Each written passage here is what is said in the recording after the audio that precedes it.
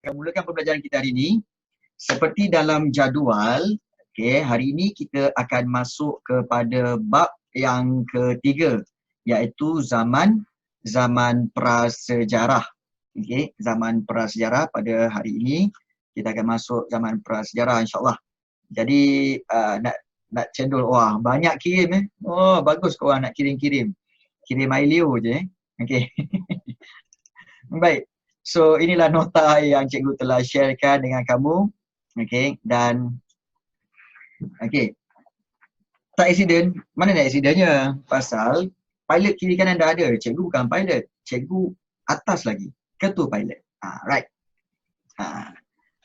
InsyaAllah. Oh, ada sesiapa kat sini rumah kat Penang. InsyaAllah. Kalau sesiapa ada Cikgu, kampung saya kat Penang. Okey. Kalau ada sesiapa yang sekarang ni memang kat Penang, bagi tahu InsyaAllah cikgu akan singgah kat Penang dan mungkin boleh singgah di rumah kamu. Okey, memperkenalkan diri, saya Cikgu Rafi. Cikgu. Baiknya, saya Cikgu Rafi. Okey. Kenapa salah pening? Okey.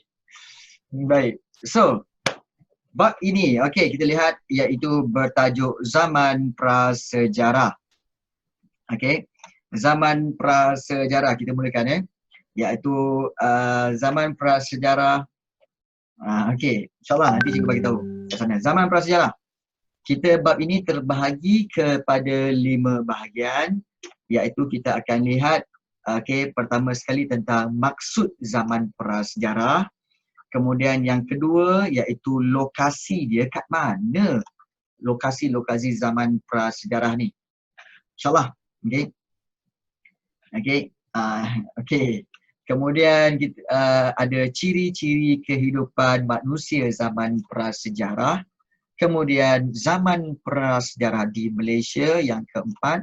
Dan yang terakhir kita akan lihat kesinambungan sumbangan zaman prasejarah kepada kemajuan kehidupan manusia. So hari ini kita insyaAllah akan lihat 3 subtopik lah. Zaman prasejarah, lokasinya dan ciri-ciri kehidupan manusia zaman prasejarah. Alright. So kita akan lihat di sini. Kita akan lihat berkaitan dengan apakah sebab kalau kita lihat di sini di sini ada kepentingan. Kenapa kita perlu belajar sejarah? Okey. Baik, zaman prasejarah ni, manusia zaman prasejarah kalau kita lihat mampu meneruskan kelangsungan hidup. Maknanya mampu meneruskan hidup dengan keadaan serba kekurangan tu, maknanya mereka boleh meneruskan hidup. Dan itu menjadi bukti bahawa mereka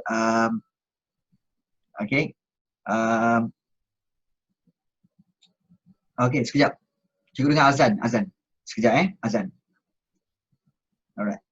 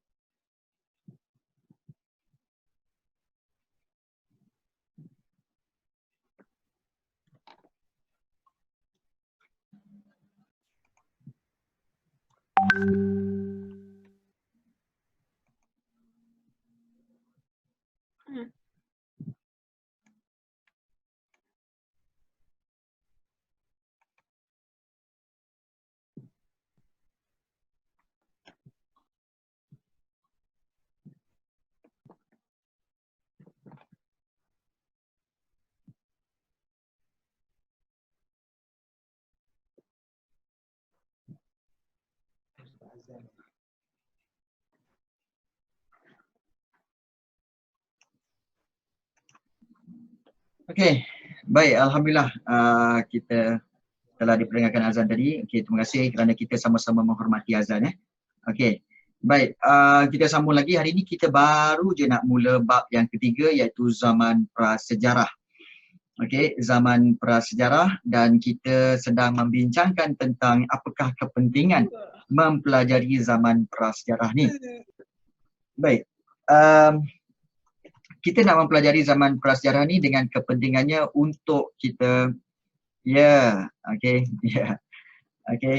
mensyukuri apa ciptaan Allah dan juga bersyukuri ciptaan Tuhan lah.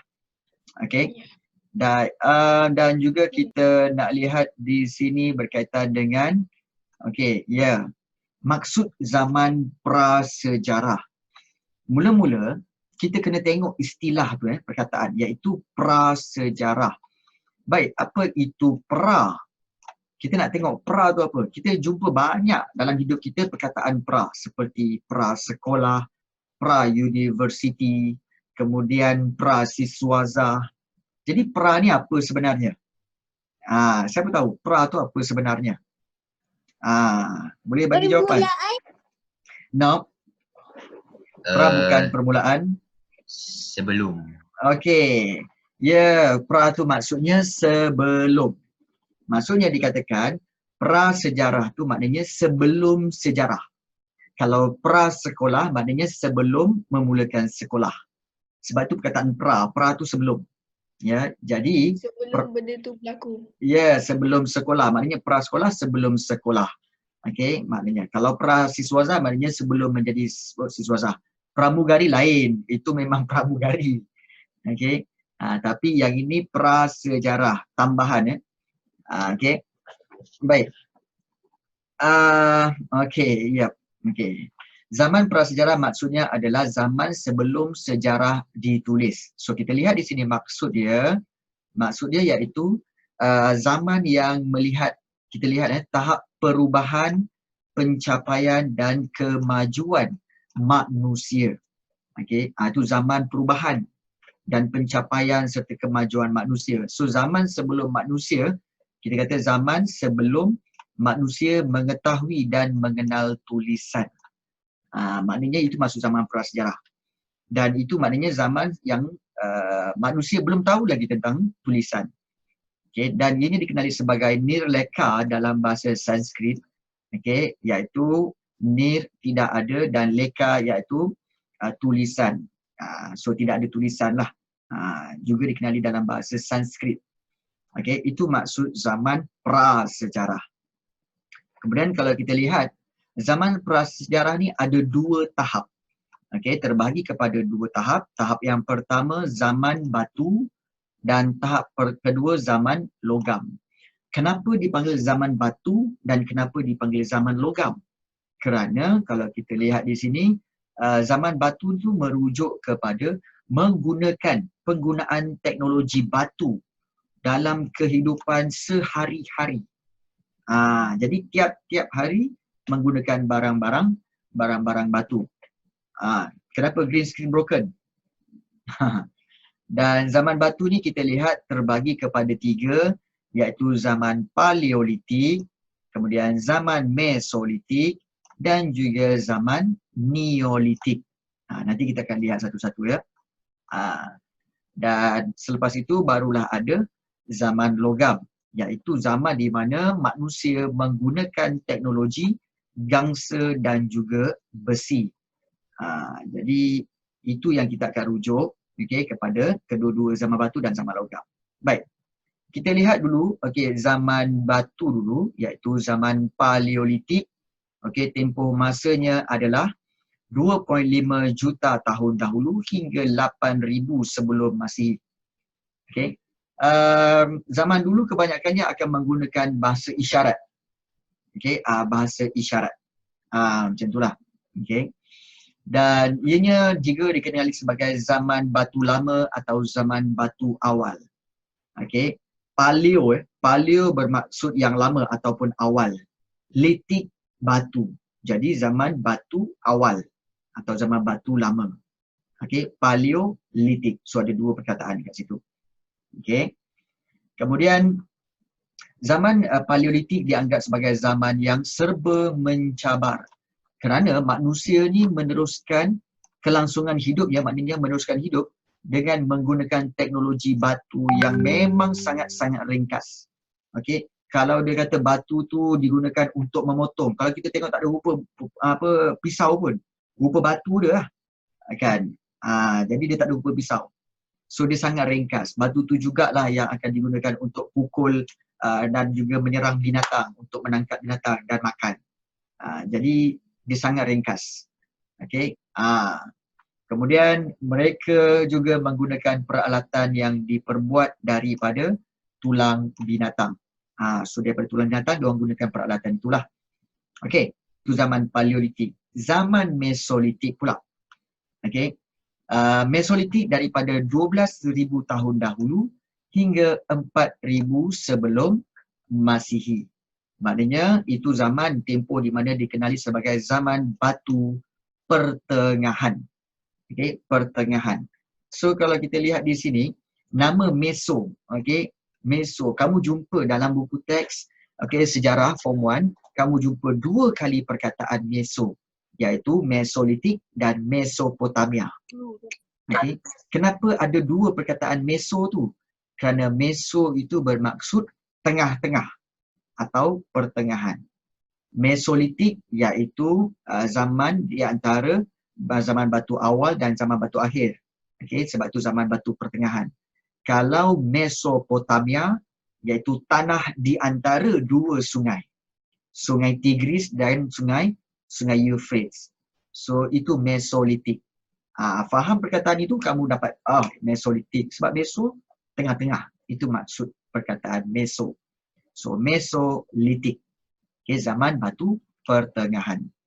Dan pada waktu ini cara hidup pada zaman ini dah semakin berkembang daripada zaman Paleo itu, dan cuaca pada zaman ini pun tidak terlalu sejuk.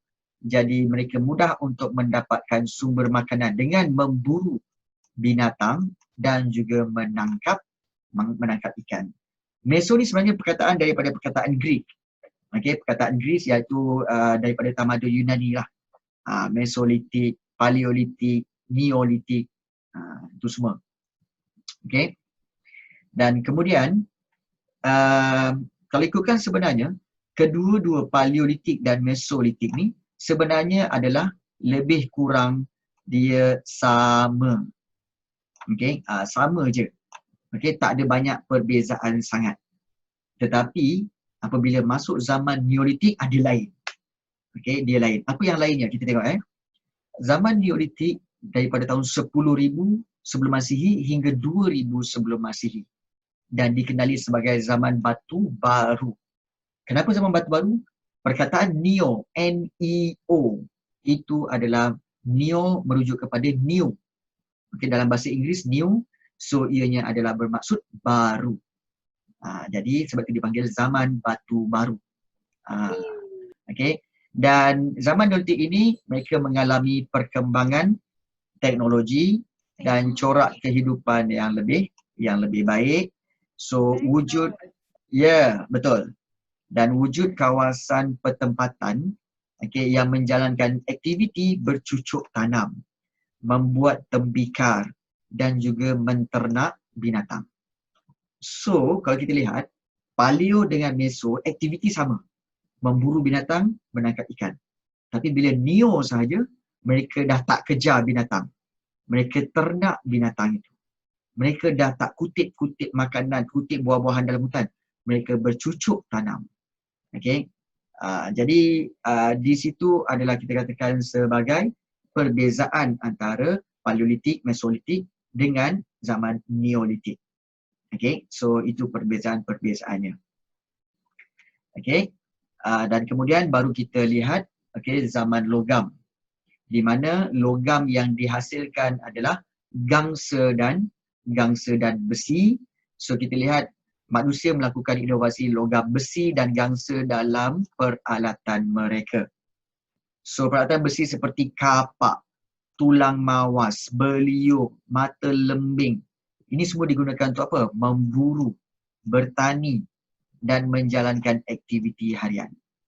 Dan pada waktu inilah kita lihat manusia zaman ini mulai melakukan pelayaran, berlayar, menjalankan aktiviti pertukaran barang dan peralatan berasaskan gangsa.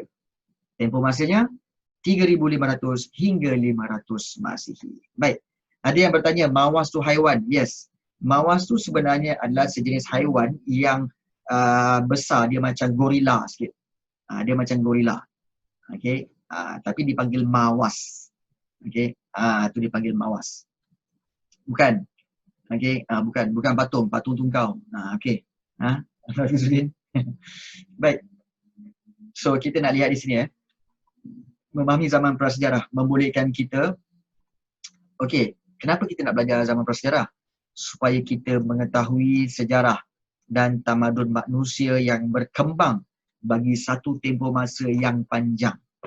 Maksudnya di sini, manusia mengalami kemajuan bukan dalam tempoh 5 tahun, 10 tahun, tapi perlu melalui tempoh yang panjang. Okey, yang panjang, yang lama, beribu tahun, beratus tahun. Okey, jadi kita lihat bahawa perubahan ini, kita lihat tahap perubahan perlu dilalui merentas masa yang berbeza-beza. Okey, perkembangan inilah menjadikan manusia lebih matang dan bertanggungjawab dalam tindakan mereka. So, inovasi ataupun kemajuan, kemajuan dalam pencapaian terutama sekali dalam peralatan dan penggunaan api sejak zaman Paleolitik lagi hingga zaman logam, ini membantu manusia baiki tahap kehidupan mereka. Dan walaupun penggunaan api, kalau kita lihat penggunaan api dikesan sejak 1 juta hingga 1.5 juta tahun dahulu, namun pengetahuan untuk membuat api dan menggunakannya secara berkesan hanya berlaku sekitar tahun 10,000 sebelum Masihi. Maknanya, cikgu yakin bahawa zaman Paleolitik dan Mesolitik mereka tidak ada api. Okey, namun zaman Mesolitik baru mereka tahu bagaimana untuk membuat api. Okey. So itu zaman prasejarah. Okey.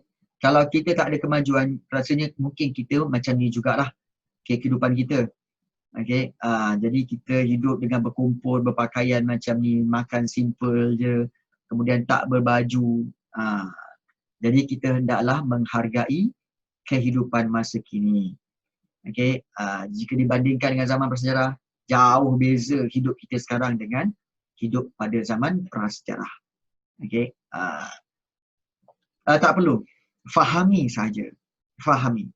Yang kamu, kalau katakan kamu nak hafal, okey, yang kena hafal, okey, susunan dia, zaman Paleolitik, Mesolitik, Neolitik dan logam. Ingat susunan tu dan juga ingat perbezaan-perbezaan dia. Perbezaan antara Paleolitik dan Mesolitik, perbezaan Mesolitik dengan Neolitik, itu ingat perbezaan dia. Okey, tapi yang lain-lain ni, okey, ini hanyalah kita katakan sebagai satu pemahaman kita. supaya kita lebih menghayati sejarah ni lah. Tapi nanti cikgu akan berikan satu soalan yang kritikal nanti. Baik. Adakah zaman prasejarah berlaku di seluruh dunia? Adakah pernah berlaku di Malaysia? Yes, pernah berlaku. Okay, pernah berlaku. So kalau kita lihat zaman prasejarah berlaku di seluruh dunia dan kewujudan lokasi prasejarah ini dibuktikan dengan penemuan tinggalan-tinggalan manusia sama ada artifak ataupun ecofact. Apa itu? Soalan yang tanya. Ecofact apa? Ecofact ini adalah inilah dia. Iaitu ecofact ialah tinggalan data arkeologi yang menjadi petunjuk wujudnya kegiatan budaya manusia disesuaikan dengan kawasan seperti bekas pembakaran, debunga tumbuhan, sisa kerang, arang dan tulang binatang. Bermakna kita kata bahawa apa tahu? Ecofact ini adalah sisa-sisa tinggalan bukan manusia. Sisa-sisa tinggalan haiwan dan tumbuhan. Itu ecofact. So Muhammad Adi tanya, cikgu kalau zaman logam 500 sebelum Masihi, sekarang ni digelar zaman apa? Sekarang ni dipanggil zaman moden lah. Zaman moden. Sekarang ni zaman moden kita tahun 2020, betul? So zaman tahun ini 2020 bermakna kita ada pada 2020 Masihi. Yes, 2020M. Kalau sebelum tu, dia panggil SM. Baik. Cikgu ulang balik Ecofact ni bermaksud tinggalan haiwan dan tumbuh-tumbuhan. Tinggalan atau sisa. Tinggalan atau sisa haiwan dan tumbuh-tumbuhan. Itu ecofact. So Hazim Wali tanya wawasan tu apa? Wawasan tu ialah matlamat, objektif ataupun cita-cita. Itu wawasan. Itu wawasan. Setiap orang perlu ada wawasan ataupun perlu ada cita-cita, perlu ada matlamat. So itu dia. Baik, yang itu sebenarnya adalah bukan tulang manusia tapi itu adalah tulang haiwan. Tulang binatang. Itu bukan tulang manusia, itu tulang binatang.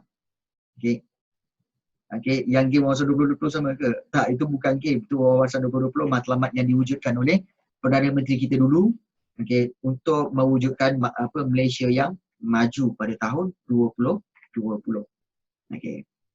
Kenapa nampak macam manusia? Celah mana yang kau nampak manusia? Yang cikgu nampak macam tulang binatang yang berselerakkan. Kan? Itu bukan tengkorak. Kalau tengkorak pun binatang kan tengkorak juga. Kan? Yes. Cikgu. Yep. Ecofact tu gambar haiwan ke manusia tu? Haiwan. Kan? Bentuk macam orang. Tak mana orangnya? Saya tengok tu betul. Mungkin kamu Gigi dia nampak macam manusia. gigi dia manusia. Tak, dia sisa haiwan Gigi dia sama macam saya. Sekarang kita tahu bahawa gigi kamu sama macam gigi tu. Alright, baik. Baik. Saya nampak ada ekor. Ikutlah korang. Apa yang korang nampak silakan. Tapi faktanya iaitu itu adalah tulang-tulang binatang. Yes, arang batu tu macam ecofact. Yes, arang batu ecofact lah. Baik. Kemudian di sebelah kanan tu adalah artifak. Dan artifak ialah barang ciptaan manusia seperti kapak, pisau dan pinggan mangkuk. So itu ciptaan manusia. Artifak. So itu yang dikatakan sebagai ecofact dan juga artifak. Tak apa. Sebab itu cikgu cakap kan, sebenarnya tidak semua orang akan nampak apa yang kita nampak. Tak semua orang akan berpandangan yang sama seperti kita. Itu je. Soalan, kat mana kita boleh jumpa ecofact? Ecofact perlu dibuat kajian dan digali dalam tanah ataupun dalam gua, kemudian dikorek, kemudian dibersihkan dan dinilaikan berapakah usianya. Kalau beribu-ribu tahun, dan itu dipanggil ecofact. Baru dipanggil ecofact. Kita tak boleh simply kita pergi belakang rumah kita korek, oh jumpa tulang ikan. Ini ecofact. Bukan. Itu tinggalan tulang ikan yang kamu makan semalam, kamu buang kat belakang. Ecofag macam tinggalan tulang manusia lah. Tulang manusia bukan, tulang binatang.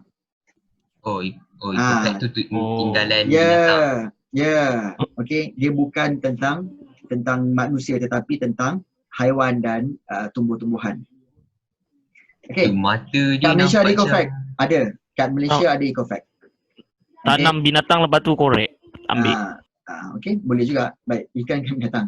Alright. cikgu. Yep. Mata binatang tu nampak macam makhluk asing. Biarlah. Dia memang mata dia macam tu. Istilah macam mata Syed Aril jugalah. Syed Aril Zafran. Samalah juga. Baik. Baik, good fact. Kat Malaysia pun ada. Okay. Kat Malaysia pun ada. Iaitu di kawasan Kota Tampan. Okay. Di Perak. Memang ada. Okay. Nanti kita akan belajar. Sebab tu kita kena belajar. Okay. Zaman prasejarah. Baik. Okay. Syamsul Aziz saya punya mata. Amboi. Okay. Seterusnya. Lokasi prasejarah. Di manakah lokasi atau tempat-tempat adanya prasejarah ini? Iaitu terletak kebanyakannya di dua kawasan, iaitu kawasan di lembah sungai, okay, dan juga di dalam gua, iaitu di kawasan tertutup lah. Ecofag kena bawa pergi museum ke kalau kita jumpa? Okay, kalau kita jumpa, kita tak perlu bawa ke museum. Kita hanya bagi tahu museum bahawa kita menemui Ecofag. So, diorang akan datang dan diorang akan buat kajian, diorang akan nilaikan betul ke atau tidak. Macam itulah. Okay. Baik. Lokasi prasejarah juga boleh ditentukan sama ada wujud di darat atau juga di dalam air. Dan fungsi lokasi dan tapak ini terbagi pada beberapa tapak.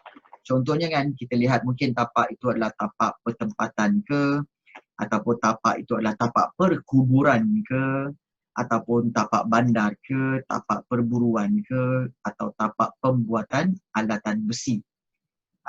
Jadi lokasi dan tapak zaman prasejarah ini akan dinilai dan diiktiraf oleh UNESCO, iaitu United Nations of Educational, Scientific and Cultural Organization.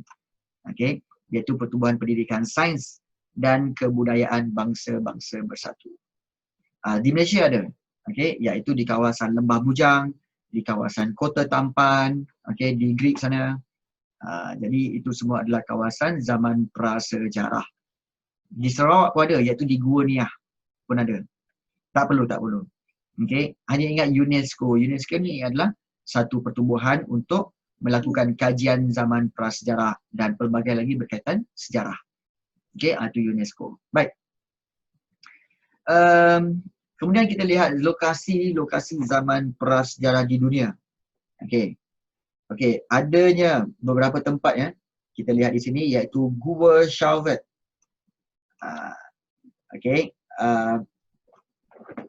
Ada. Kat Malaysia ada kawasan prasejarah dalam air ada. Memang ada. Kita buat kajian. Ini ulangan topik ke? Memang ulangan. Tapi ini baru masuk form 1 kan? Betul tak lain? Kan? Sebab sebelum ni kita tak pernah masuk lagi. Sekarang ni baru masuk. Okay. Sekarang ni baru masuk. Okay. Gua Chauvet diduduki oleh manusia secara silih berganti ya. Dari tahun 30,000 sebelum Masihi hingga 27,000 sebelum Masihi. Dan lukisan di gua inilah membuktikan penglibatan manusia prasejarah dalam aktiviti memburu binatang. Okay. Kalau kita mampu untuk pergi ke sana, nanti kita pergi sana. Okay. Kejap lagi kita pergi sana. Okay. Baik. Ini di Gua Chauvet di mana? Iaitu di Perancis, di France. Kemudian satu lagi bukti zaman prasejarah iaitu Stonehenge. Stonehenge ni sebenarnya berada di Britain. Dan dibina antara tahun 3,700 hingga 1,600 sebelum Masihi. Dan binaan ini digunakan dalam upacara ritual dan tempat mengkaji bintang. Tu kalau bertanya tu Gua Chauvet macam mana tu, cikgu tahulah tu, ada hatilah tu nak pergi tengok. Lah. Kan betul. Dah agak dah korang ni kan, tak ada lain. Mesti nak pergi tengoknya kan. Alright. Sekejap cikgu tengok jadual penerbangan dulu. Okay. Takut apa? Takut ianya terlalu hujan ke apa kan. So kita tak boleh terbang. So kita akan tengok sama ada boleh ke tak boleh kita terbang. Alright. Okay, boleh. InsyaAllah boleh. Alright. So pilot kata okay. Okay. Jadi kita akan lihat apa? Okay, kita akan lihat dulu. Okay, Gua Sharvet tu kat mana? Okay, jom. Okay, pilot sedia. Okay. Pilot. Cikgu naik helikopter. So, pilot kiri kanan dah kata okay. So, kita akan terbang lah. Okay, kita akan terbang. Kita pergi ke Gua Sharvet dulu. Okay, baik. Okay, so kita di atas. Okay, Gua Sharvet ni. Ni Sharvet Cave. Okay. Inilah. Kalau nak tengok masuk dalam rasanya tak boleh kot. Okay. Tak boleh masuk ke dalam. Kan Gua Sharvet ni. So adakah tempat yang kita boleh pergi? Okay, tak mampu kita nak masuk. Okay, so kita nak landing kat mana? Kita tak boleh landing mana-mana. Kita hanya tengok di jalan sahajalah. Alright, sedia? Okay, kita mendarat. Okay. Baik. Gua Sharvet sebenarnya ada di dalam tu. Okay. Sekejap kita tengok ambil dia punya. Okay, kita ambil dia punya ni. Side dia. Okay, so dikatakan ini adalah Gua Sharvet. Okay. Yang di dalam tu. Okay, so tak berapa jelas sebab kita jauh. Okay, tetapi dikatakan dalam ni lah Gua Sharvet, tempat di mana ditemui. Okay, bukti-bukti zaman prasejarah. Gua Sharvet. Okay, ini di mana ni? Di France. Okay, di France. Okay, kalau kita tengok daripada atas, muat. Terlupa pakai seatbelt, terjun. Siapa bising-bising, pergi main kat luar. Kan, buka pintu ke kapal terbang ni, main kat luar. Kan, siapa yang bising-bising. Okay. Okay, Gua Sharvet ni. Baik. So kita lihat Gua Sharvet daripada sudut pandang. Nampak? Okay. Para pekaji sejarawan, diorang juga yang menemui. Okay. Menemui tentang Gua Sharvet ni lah. Cikgu. Ya. Apa gua yang dekat China tu? Kenapa? Jom kita pergi. Ajak pula. No. Kita pergi tempat yang kita nak pergi je. Iaitu, kita akan pergi seterusnya. Iaitu, kita pergi ke Stonehenge. Okay, UK. Sedia? Rasanya tak boleh pergi juga. Rasanya boleh. Okay. So, Stonehenge. Inilah daripada atas. Nampak daripada atas? Boleh ke bawah lagi tak? Boleh. Jom kita pergi. Boleh ke? Ni dia. Okay, daripada atas, inilah dia Stonehenge. Okay.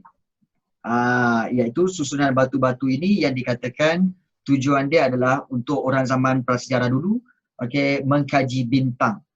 Yes. Kan ada orang dia susun main-main je.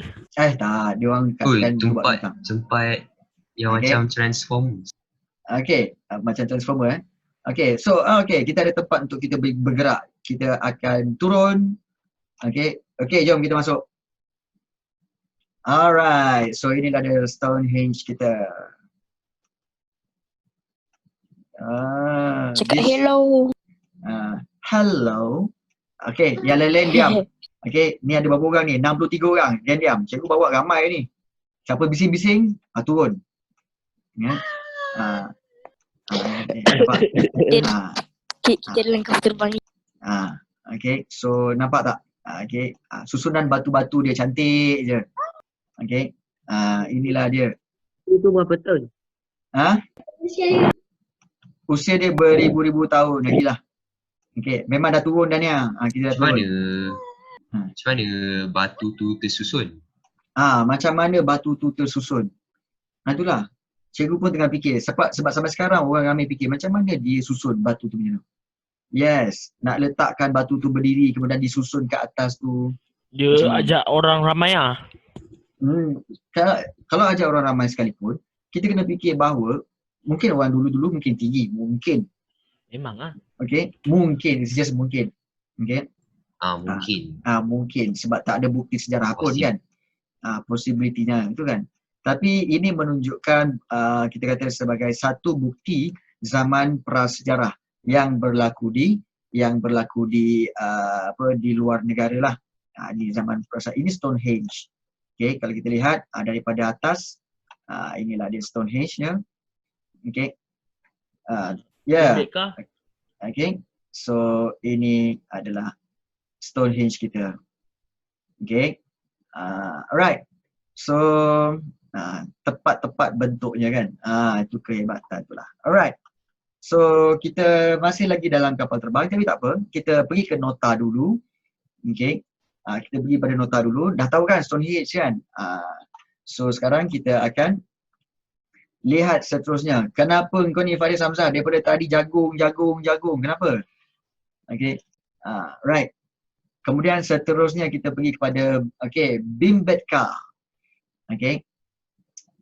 Mungkin mereka guna gajah. Mungkin. Ya. Baik, seterusnya kita lihat Bhimbetka yang terletak di tengah India berusia 30,000 sebelum Masihi. So ini membuktikan kehidupan manusia prasejarah ada di India. Okay, so kalau kita lihat di India juga ada iaitu Bhimbetka dan juga satu lagi kita nak lihat iaitu Zookodia. Zookodia ke? Zookodian. Tak apa, it's okay. Berusia antara 18,000 hingga 11,000 sebelum Masihi dan penemuan di situ penemuan rangka manusia yang dinamakan Peking Man. Peking ni sebenarnya nama kawasan. Dulu dipanggil Peking, sekarang ni dipanggil Beijing. Okay. Tak ada hantu ke? Beijing. Beijing. Sekarang ni dipanggil Beijing. Dulu dipanggil Kat China. Peking. Ya, kat China kan tulis ni. Zookodian kan kat China ni. Zookodian kat China. Peking Man bukan ayam. Jangan tanya cikgu. Cikgu bukanlah into food sangat kan. So jangan tanya cikgu. Bab makanan jangan tanya cikgu. So mungkin kita boleh pergi kepada di India dulu iaitu Bhimbetka. Bhimbetka Rock Shelters. Jom kita pergi ke India. Alright. Lajunya kapal terbang ni. Bhimbetka Rock Shelters. So yes. Ada temple. Yes, ada temple dan di bawah tu kita lihat ada Bhimbetka Rock Shelters. Di mana cikgu tak rasa sini boleh mendarat ni. Tak tahulah boleh mendarat ke tidak. Jauh sangat ni. Tapi mungkin kita boleh lihat jugalah. Kita pergi yang berhampiran. Macam panas je, iyalah. Wow.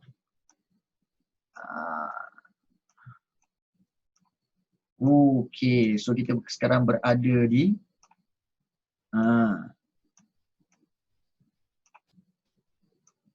macam seolah-olah gua macam gua Bhimbetka tempat zaman prasejarah.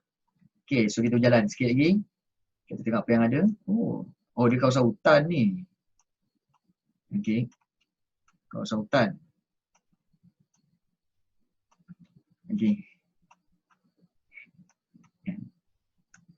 Ini kawasan dia. Ngam-ngam bagi bawah batu. So dikatakan adalah penulisan, ada info berkaitan dengan zaman kawasan prasejarah ini ada dituliskan kat sini lah. Tak pernah jatuh ke? Tak pernah lagi. Kalau kita lihat tak ada lagi. Kalau kita lihat inilah bentuk dia. Tempat berteduh. Tak boleh baca. Cikgu tak pandai. Penulisan-penulisan tu tak kerti. Baik. Seterusnya kita nak pergi ke China iaitu Zookodian. Kita pergi ke China seterusnya. Kita akan lihat Zookodian. Zhoukoudian. Okay. Gua paling lama kemungkinan besarnya iaitu di Gua Hira. Taklah. Bukan Gua Hira.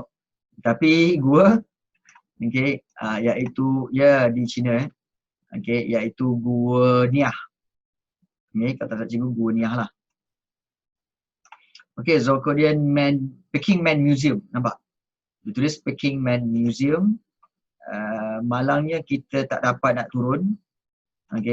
Malang sekali kita tak dapat nak turun sebab di kawasan China tidak ada Google yang boleh kita pergi except tempat-tempat tertentu sahaja. China memang dia tak nak orang lain tengok. Yes. Dan dia baju. Jadi di situ kita lihat bahawa mungkin dia tak bagi tengok lah. Right. Tapi Kenapa ni tak boleh tengok? sebab kerajaan dia memang mengawal ketat. Uish. Ni kawasan sejarah apa ni? Bumbung dia buat daripada batu ke? Betul, memang. Undang-undang dia memang sangat-sangat strict. Zhoukoudian. Ni apa ni? Kawasan gua.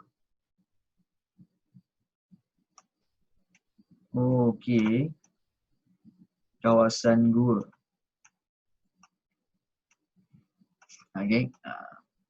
Baik. Ini kawasan Zhoukoudian di China. Dan kalau kita lihat di China ditulis kat sini iaitu nampak Zhoukoudian Peking Man Museum. Maknanya memang Peking Man dijumpai lah. Cikgu boleh ke pergi ke Korea Utara? Tak boleh. Kalau kita pergi Korea Utara pun mungkin tak dapat apa-apa lah kot. Kita mungkin boleh cuba pergi tengok. Contohnya kita tahu dekat bawah ni ada South Korea dan juga ada North Korea kat sini kan. Yes, Korea Utara lagi ketat undang-undang dia. Adakah kita boleh pergi? Kita tengok. Ada, tapi tempat-tempat dengan gambar tertentulah. So Google memang tak boleh masuk. Google memang tak boleh masuk. Ni bandar Pyongyang iaitu bandaraya Korea Utara. Bandaraya Korea Utara. So kita boleh Cikgu dahsyat Korea Utara. Jom kita tengok Korea Utara. Boleh ke tak?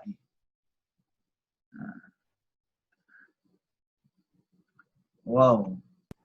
Korea baik. Colourful Korea Utara. Tapi bangunan dia cantik. Cantik. Bersih.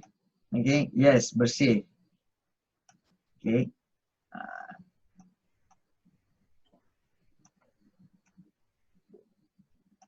Cikgu, kenapa kita tak boleh pergi North Korea? Sebab dia adalah sebuah negara di bawah pemerintahan komunis. So mereka tak benarkan orang luar masuk ke dalam, dan orang di dalam komunis ataupun di dalam Korea Utara tak dibenarkan untuk keluar. Tekut. Jadi itu tentang Korea Utara. Kenapa komunis ni masih ada lagi? Komunis adalah sistem, dia bukan orang tapi dia sistem.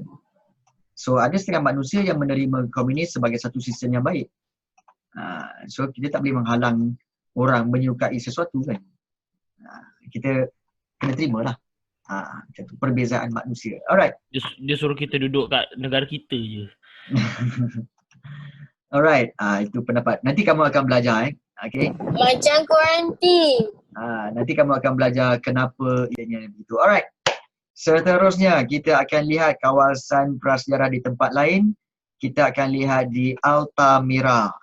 Yang COVID begitu. Di Sepanyol. Kalau kita lihat di Sepanyol. Ada Altamira. Altamira lukisan dalam gua pun dalam gua juga. Membuktikan kewujudan manusia zaman Mesolitik. Dan mereka hidup antara 3,500 tahun sebelum Masihi dan 11,000 sebelum Masihi. Of course tak boleh. Seluruh dunia tak boleh masuk. Masuk Korea Utara memang tak boleh. Kemudian satu lagi kita nak lihat iaitu di Turki Çatalhöyük. Okey, Çatalhöyük didiami oleh manusia zaman prasejarah antara tahun 7100 sebelum Masihi hingga 600 sebelum Masihi, dan aktiviti utama masyarakat ini ialah pertanian, khususnya menanam barley dan juga gandum. So, kita masih lagi dalam mod penerbangan, so kita akan lihat Altamira dan juga Çatalhöyük. Okey, so anda sedia? Kita akan pergi ke Altamira dan juga Çatalhöyük. So kita akan lihat Altamira. Okey. Iaitu Altamira di mana ni? Okey.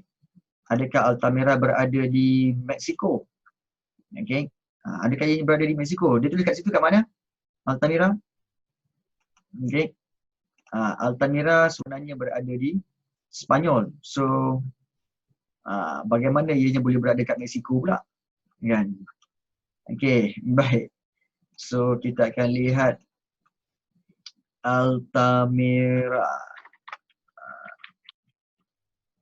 Okay, no, Altamira di Spain. Ya, Altamira, Spain. So kita lihat Altamira, Spain. Cave of Altamira, yes. Okay, ni ada satu gua di Sepanyol. Okay, Altamira Cave. Okay, tapi dah macam buat bangunan dah. So ini mungkin tapak kajian juga. Bangunan. Okay. Okay, so itu.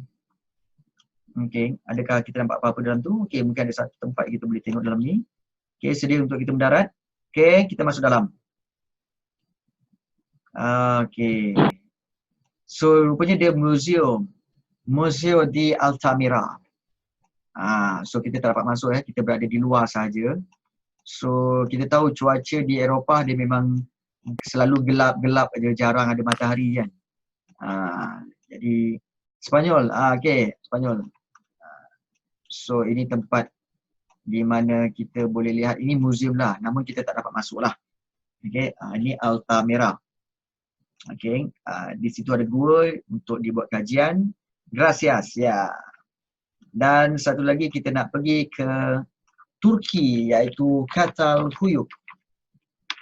Okay, Çatalhöyük. Jom kita pergi Turki. Alright, kita pergi ke Turki sekarang. Çatalhöyük. Tahu? Cikgu tahu bahasa Turki? Okay. Kenapa dulu pandai sangat lukis dalam gua? Sebab orang dulu dah tak ada kertas. Jadi sebab itu mereka menulis di gua, di dinding-dinding gua. Okay. So kita tak ada tempat untuk kita mendarat kecuali mungkin di dalam ni. Okay, kita mungkin boleh tengok dalam tu ada apa. Sedia untuk mendarat. Alright, dan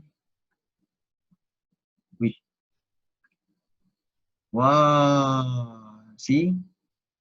Inilah tapak arkeologi.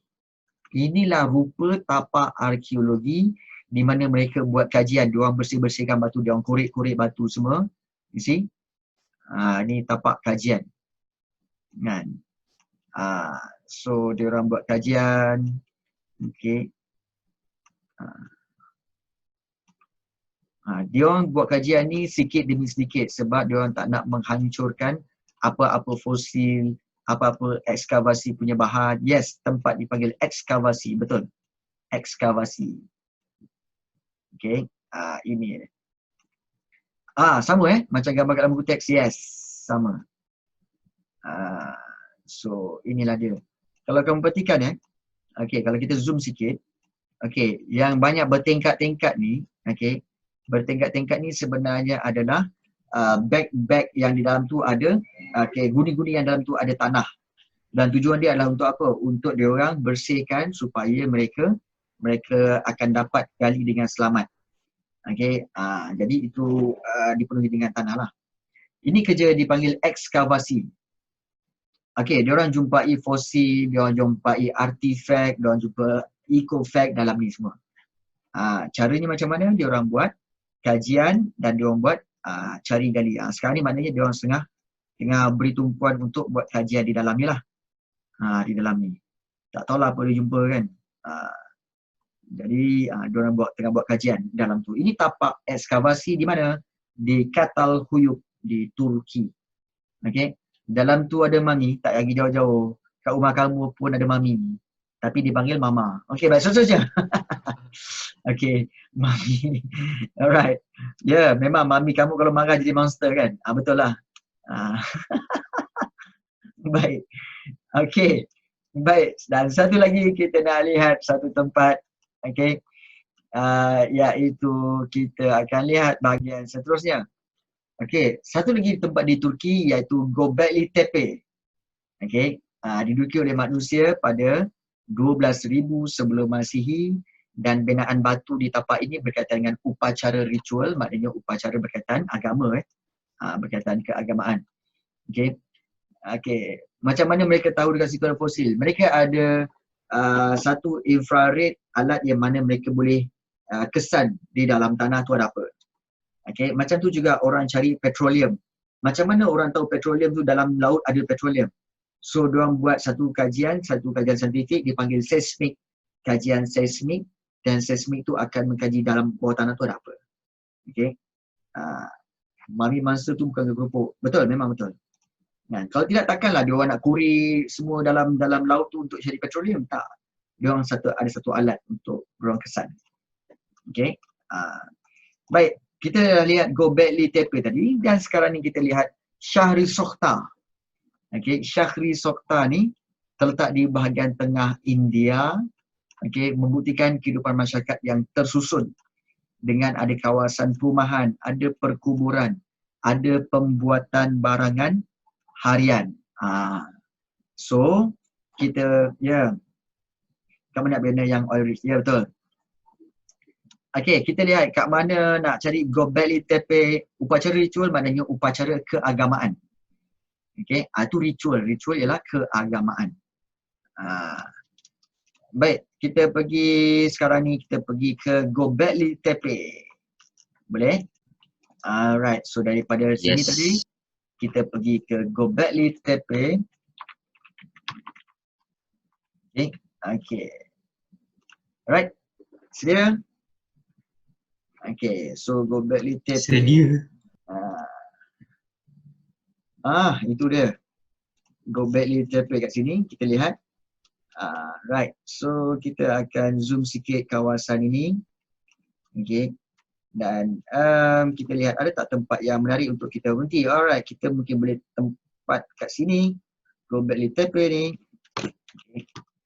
Okay, sedia. Ya, ada dua tempat bersejarah di Turki. Alright. Kawasan dia berbukit bukau ya. Alright.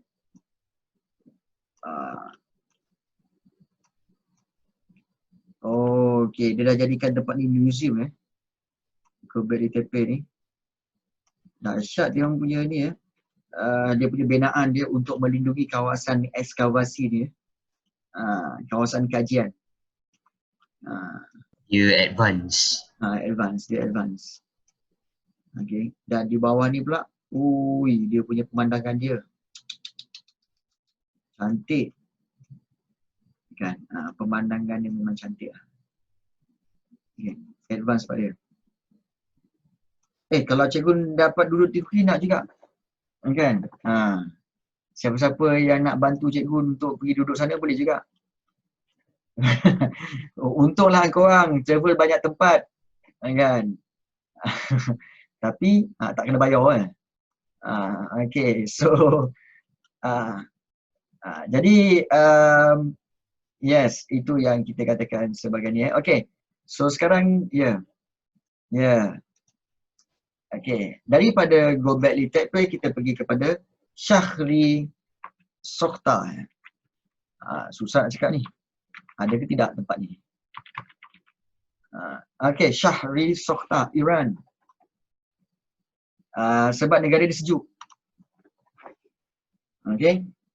Alright, so kita pergi kepada Shahri Sokhtar di Iran. Shahri Sokhtar. Ini macam padang pasir kan? Kawasan padang pasir. Jom kita tengok kawasan padang pasir ni. Shahri Sokhtar.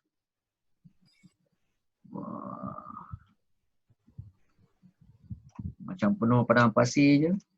Ada tempat tak untuk kita tengok? Okay, ada satu tempat je.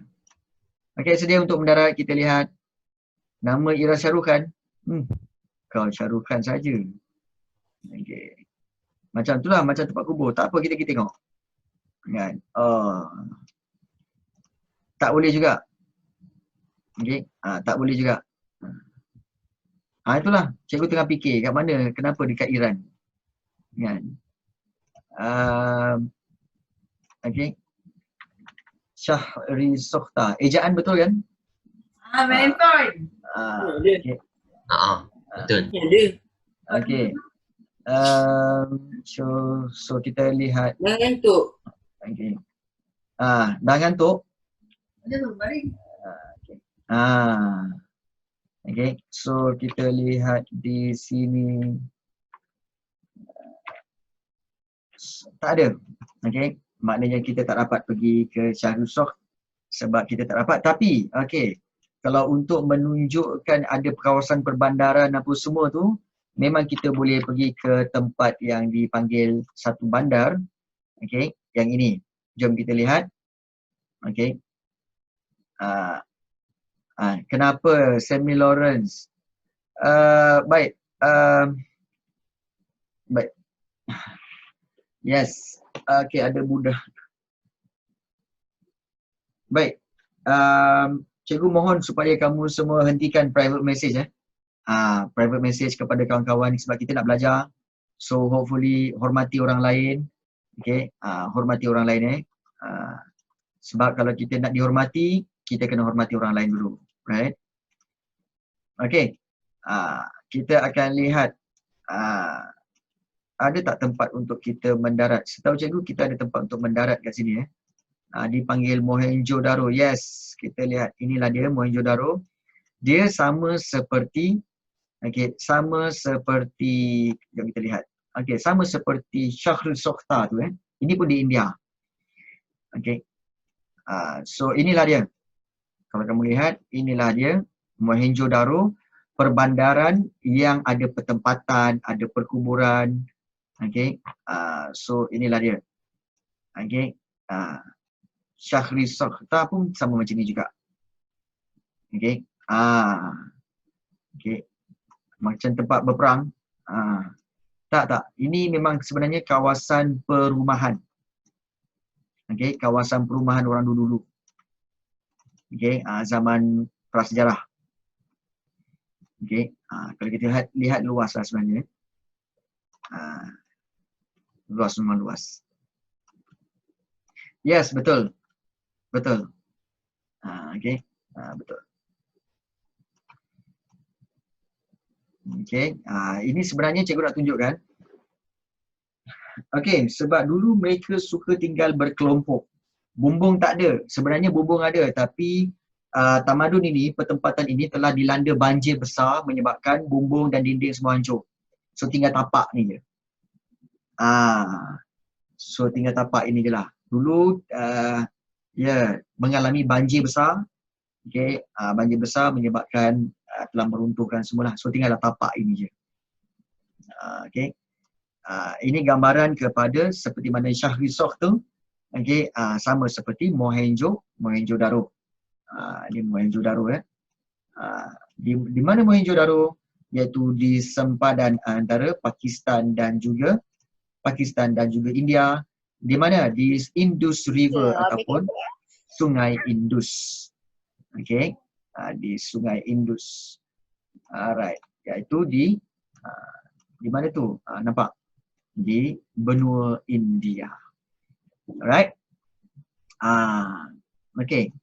So itu tempat yang kita dah pergi So kita ada Shahri Sokhtar, Göbekli Tepe, Catalhuyuk, Altamira. Kemudian juga kita ada Stonehenge, kemudian kita ada Roy Chauvet, Bimbetka dan juga Zhoukoudian. Itu semua adalah lokasi-lokasi zaman prasejarah. Okey, zaman prasejarah. So kita dah pergi kat tempat tu. Okey.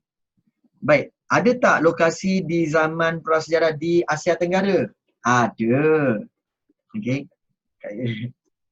Ya, rasa kaya dapat pergi tempat-tempat macam ni. Yes. Okey. Rumah cikgu tak payah pergi tengoklah. Okey, tak ada bahan bersejarah. Okey.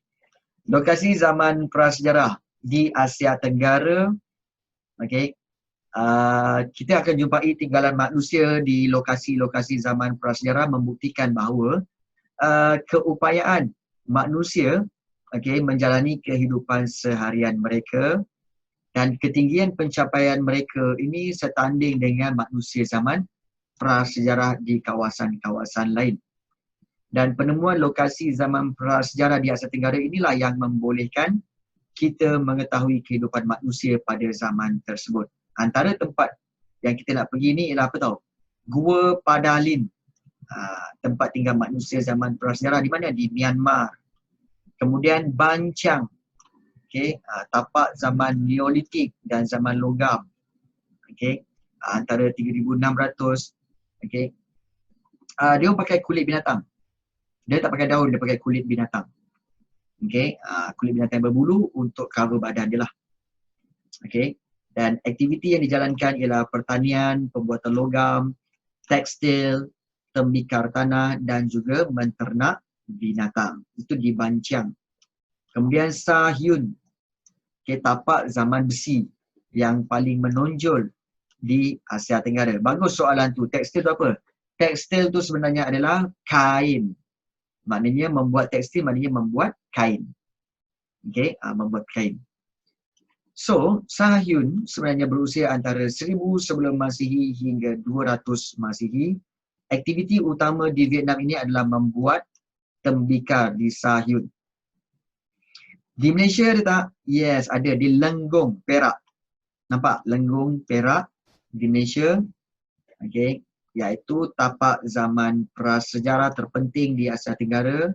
Ada kehidupan manusia daripada zaman Paleolitik, Hobbinian dan juga zaman Neolitik. Hobbinian ni sebenarnya adalah sama seperti Mesopotamia. Okey, yes, sama seperti Meso. Yes. Okey. Nanti kita akan pergi. Rangka Perak Men berusia antara 11,000 hingga 10,000 sebelum Masihi membuktikan kehidupan manusia zaman prasejarah di negara kita ini iaitu di Lenggong, Perak. Negeri Perak iaitu Lenggong. Kemudian kita ada Gua Liang Bua. Okey, Perak Men tu manusia lah. Okey, manusia. Rangka manusia. Okey, diletakkan nama Perak Men sebab ditemui di negeri Perak. Okey. Gua Liang Bua di Pulau Flores. Okey, penemuan fosil dan sisa tulang berusia 94,000 hingga 12,000 sebelum Masihi dinamakan sebagai Flores Man atau Homo floresiensis. Okey. Dan tapak ini menunjukkan kehidupan manusia sejak zaman Paleolitik hinggalah zaman logam. Okey, lama tu. Dan satu lagi iaitu Gua Tabun, okey, iaitu di Filipina.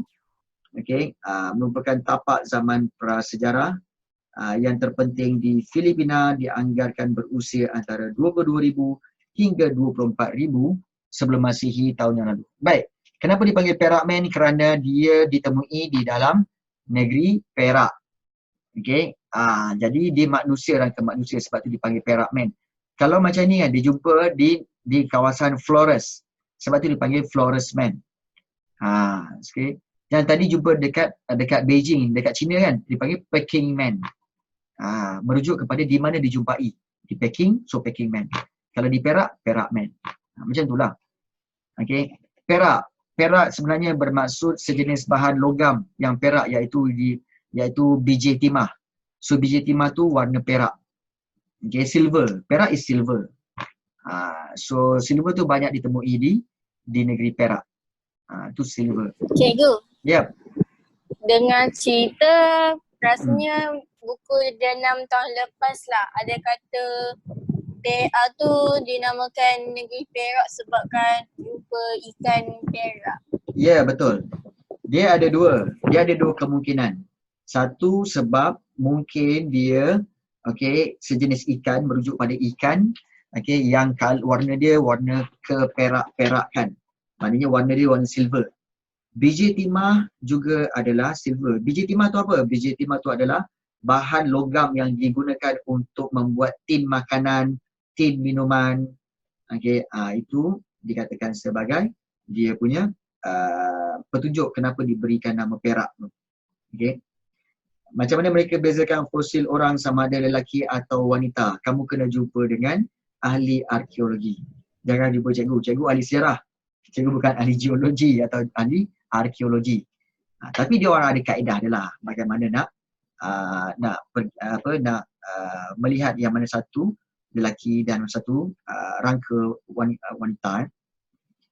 Kenapa Malaysia tak pergi ke World War I dan World War II? Baguslah. Kalau kita terbabit dalam World War I, World War I habislah kita. Kita terbabit dalam World War II Baik. Kita pergi dulu ke, ada tak nama tempat Gua Padahlian ni? Ada tak nama tempat Gua Padahlian? Padahlin. Padahlin Caves. Jom. Di Myanmar. Betul lah, di Myanmar. Hai cikgu. Bukan biji-biji, yes. So ini Padahlin Caves. Kita lihat.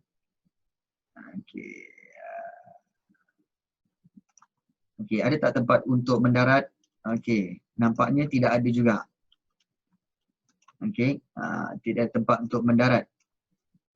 Kerana apa? Kita tahu bahawa Myanmar sebenarnya, Myanmar juga sebenarnya dikuasai oleh tentera-tentera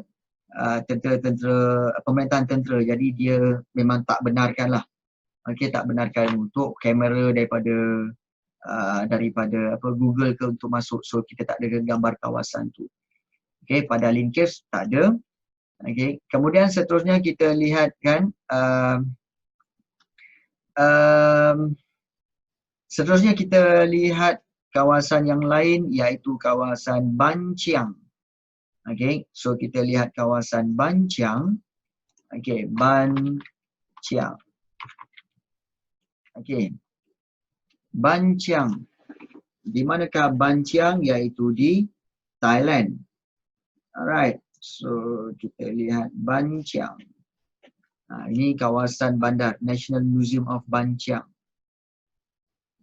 Ini Ban Chiang di Thailand. Dia adalah kawasan perbandaran kawasan perbandaran. So tak ada terdapat pula apa-apa maklumat berkaitan dengan yes, di situ kawasan untuk aktiviti pertanian, pembuatan logam, tekstil dan juga pelbagai tembikar tanah dan menternak binatang. Itu tapak zaman Neolitik. Dah jadi bandar dah sekarang lah. Itu beza dia. Kemudian kita akan lihat satu lagi iaitu di mana? Satu lagi iaitu kita akan lihat di Sa Hyun. Sa Hyun. Baik. So kita lihat Sa Hyun. Alright, Sa Hyun. Di mana Sa Hyun? Kita lihat. Alright, Sa Hyun. Ya, di Vietnam.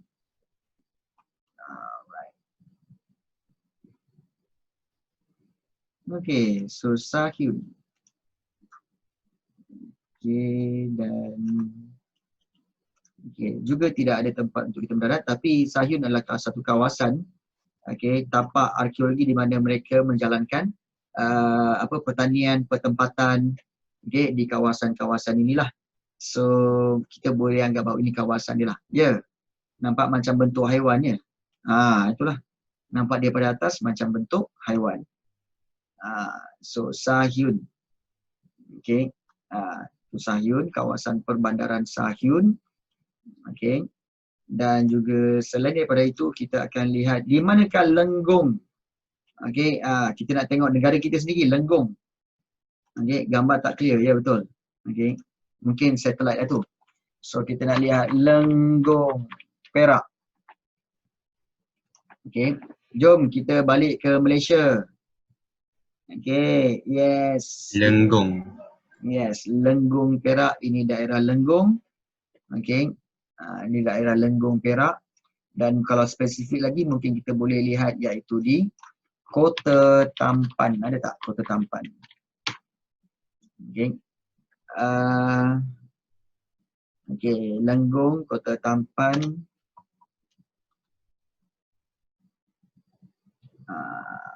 So, kenapa nama tempat tu Lenggong? Itu banyak nak kena kaji tu. Kenapa tempat tu nama tu, kenapa tempat tu nama ni kan. Ni Kota Tampan. Ni Muzium Arkeologi Lenggong.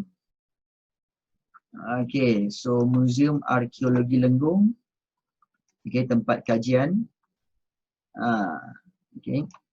So, ada apa dalam tu? Ya, kita tengok. Ada apa pula dalam tu? Oh, okay. Oh, okay. Itu muzium sebenarnya. Okay, muzium di negeri Perak. Okay.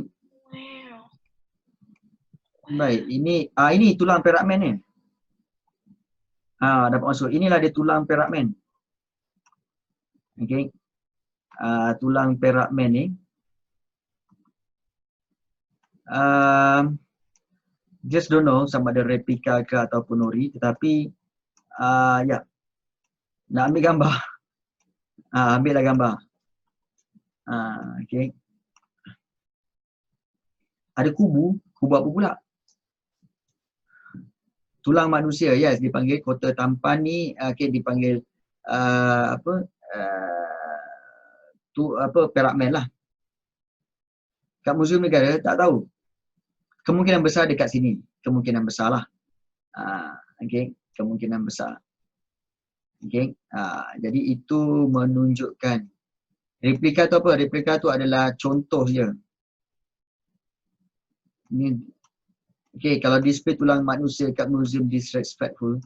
Well, tulang manusia tu adalah manusia yang kita tidak ketahui. So, kita tak tahu. So, mungkin ianya disrespectful pada Cikgu, orang tu lain. tulang betul ke replika? Okey, kemungkinan besar tulang betul. Okey, kemungkinan besar tulang betul. Sebabnya, okey, di mana ditemui di kawasan ini. So, kawasan ini lebih berhaklah untuk menjaganya berbanding di tempat lain kan. Macam mana tulang manusia tak reput? Itu persoalan besar lah. Okey, ini persoalan besar. Okey, baik. Dia guna kimia, mungkin. Okay. Baik, so itu Muzium Arkeologi Lenggong. Kita dah masuk dah pun. Okay, Muzium Arkeologi Lenggong. Baik. Okay, so Alhamdulillah kita dah banyak tempat lagi ni kita dah berjalan. Okay, kita dah pergi sana, kita dah pergi sini, ke sana, ke sini, semua dah pergi. Okay, jadi cikgu harap kamu berpuas hati dengan perjalanan kita hari ini. Okay, banyak tempat yang kita dah pergi, cuma ada beberapa tempat lagi kita tak perlu pergilah. Okay, jadi